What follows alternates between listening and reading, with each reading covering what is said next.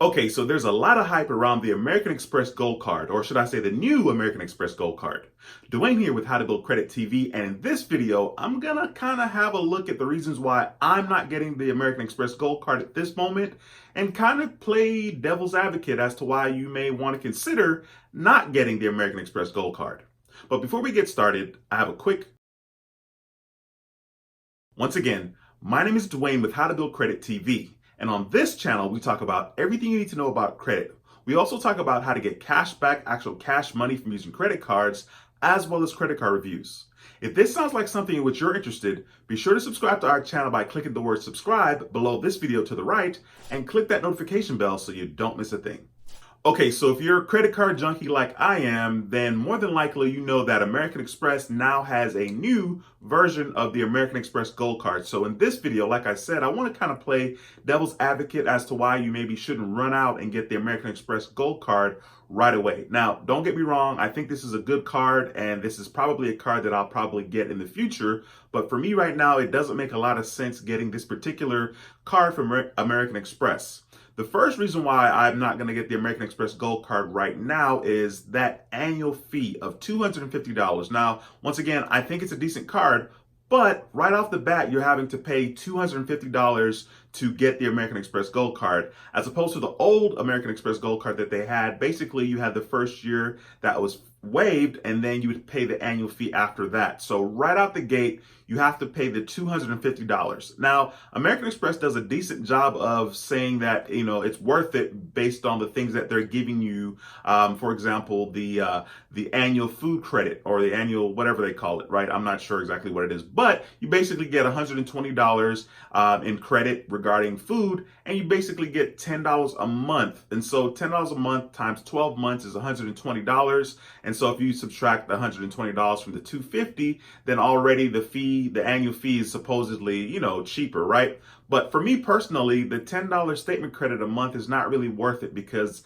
the credit really only applies to certain restaurants. For example, Grubhub, Seamless, Shake Shack, the Cheesecake Factory, basically places that, if you don't go to these places, then the credit's not going to be applicable to you. So that's not really great value as far as I'm concerned. Okay, so with the American Express Gold Card, they actually give you an airline fee credit of $100. So that's $120 plus the $100 airline fee credit. So that's $220. So then you're thinking, well, the card is going to be, about $30, right? So in all actuality, I think the airline credit is okay, but it's not allowing you to spend it the way you want. For example, you don't just go ahead and purchase your ticket and then they reimburse you $100. The airline credit has to do with incidentals, and it also has to do with paying for like baggage or possibly beverage or food on the plane. Now, this is okay if you're interested in that, but I think it would be a little bit better if they allowed you to kind of spend the money however you want, like purchase your plane ticket and they give you $100 towards the plane ticket. I think that probably would be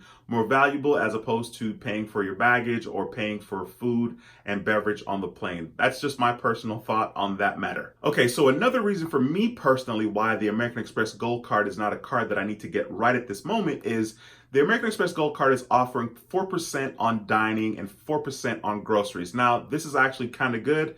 And they're also offering 3 times points back when you purchase airline tickets through Amex Travel, or just in general with the airline directly. That's not bad. All that's pretty decent. But for me personally, the American Express Gold Card doesn't make a lot of sense, because I currently have the Saver card from Capital One, and I actually had the Saver card before it cost. It was free. Basically, there was no annual fee. And so the new Saver card has an annual fee, of course, but because I had the first one, I guess I was kind of grandfathered into the newer card, where I am able to get 4% cash back on dining, which is really good. So that means that, once again, the American Express Gold Card, as far as the four points back on dining, that doesn't really mean a lot to me personally, because I have a Saver card.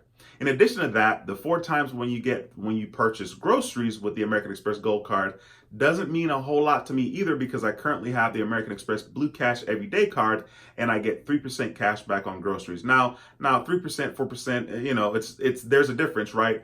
But mostly the main difference is the American Express Gold Card is kind of really geared towards travel. So for me personally, I'm not traveling a lot right now. I definitely want to do some traveling in the future, and I will do traveling in the future. So once again, I'm not opposed to the American Express Gold Card, but for me personally, the $250 annual fee right off the bat is just not something that it's very enticing to me. And the $25,000 sign up bonus, $25,000, 25,000 points sign up bonus, once again, not insanely appealing. I know that there are some offers floating around there that you can get 50,000 points when you sign up, especially if you use somebody's referral link. But once again, for me personally, that 250 is just super duper unattractive to me. But if you're into travel and if this makes sense for you to do as far as traveling is concerned, you definitely can rack up a lot of points easily using the American Express Gold Card. So I just wanted to make a quick video and kind of talk about, like I said, why maybe you shouldn't run out and go get the American Express Gold Card. As incredible as the card is, I think the Rose Gold card looks nice, and this is a metal card, so it's probably a pretty sweet card, but I've applied for about 5 credit cards here recently, and even though I know I'll get approved for the American Express Gold Card, it just doesn't make sense for me personally right now. So I guess what I'm saying in a nutshell is, if you're not traveling and if you're not going to be traveling, then there's really no reason to get this particular credit card from American Express because it's really kind of geared toward traveling. And so that's basically what I'm saying. So I know this video was a little different than normal, but trying to play devil's advocate and kind of get you guys to think about it because, hey, I was the first one in line. I was like, man, let me go. I'm ready to get that American Express Gold Card. And I had to think about it for a second and kind of weigh my options and see if it made sense for me personally. So thank you so much for watching this video. If you liked the video, please be sure to give it a thumbs up. If you find the video helpful and would like to share it with somebody that may like this video, feel free to do so as well.